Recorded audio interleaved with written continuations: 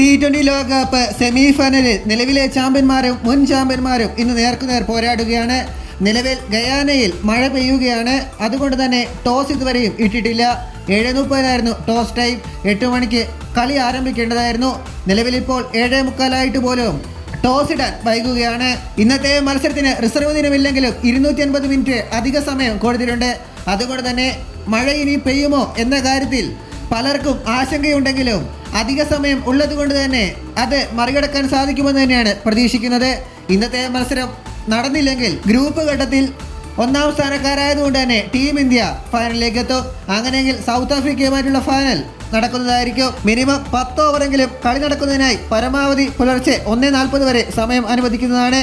അതിനുശേഷവും സമാന സാഹചര്യമാണെങ്കിൽ ഇന്ത്യയെ വിജയിയായിട്ട് പ്രഖ്യാപിക്കും. ഓവർ വെട്ടിച്ചുരുക്കിയാലും സെമി നടക്കുമെന്ന പ്രതീക്ഷയിലാണ് ആരാധകർ. ഇതുപോലുള്ള പുതിയ വാർത്തകൾക്കായി ചാനൽ ഇപ്പോൾ തന്നെ മറക്കാതെ സബ്സ്ക്രൈബ് ചെയ്ത് വയ്ക്കുക.